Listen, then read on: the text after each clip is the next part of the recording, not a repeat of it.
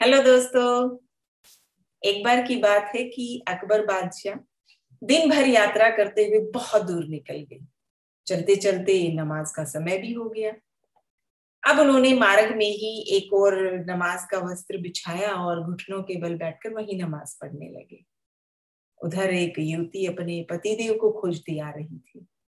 उसने नमाज का कपड़ा नहीं देखा और उसी के ऊपर अपना पैर रखते हुए आगे बढ़ गई।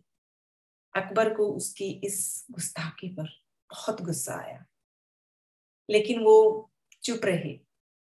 थोड़ी देर में जब वो युवती अपने पति देव के साथ वापस लौटी तो अकबर कहने लगे, तुझे दिखा नहीं? मैं नमाज पढ़ रहा था और प्रभु भक्ति में था। तुझे नजर नहीं पड़ा?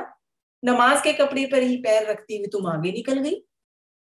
अब युवती ने बड़े धैर्य से कहा, मैं तो अपने पतिदेव की खोज में गुम थी, खो चुकी थी, जिस कारण मुझे कुछ सूझा नहीं और दिखाई नहीं दिया।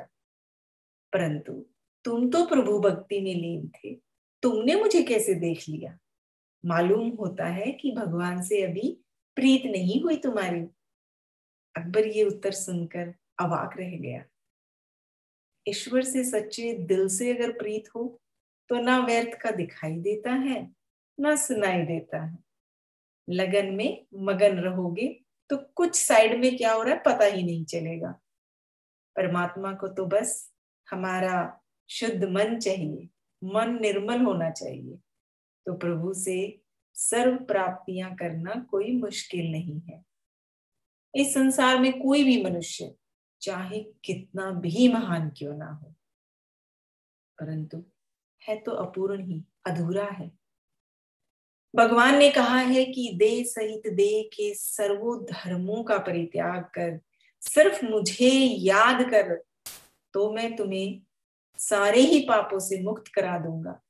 संपूर्ण बनने के लिए परमात्मा के प्रति समर्पित होना पड़ता है, अर्थात तन मन धन वचन कर्म संकल्प सभी रूपों से प्रभु के प्रति समर्पण का भाव होना ही जीवन को संपूर्ण बनाता है। परमात्मा ने हम बच्चों को दिव्य नेत्र दिए हैं, उसे खुला रखें और निरंकार प्रभु परमात्मा से शक्तियां प्राप्त करके संपूर्ण बनने की कोशिश करें। संपूर्ण अर्थात सर्व गुण संपन्न, संपूर्ण निर्विकारी, संपूर्ण निरअहंकारी। ये बनने में कोई ज्यादा मुश्किल नहीं होता, बस इसको याद रखें और हमेशा इन चीजों को फॉलो करें। तो दोस्तों, मुस्कुराना, शुक्राना और किसी का दिल न दुखाना। बहुत जल्द फिर से मिलेंगे एक नई कहानी के साथ। तब तक आप सब अपना ख्याल रखना।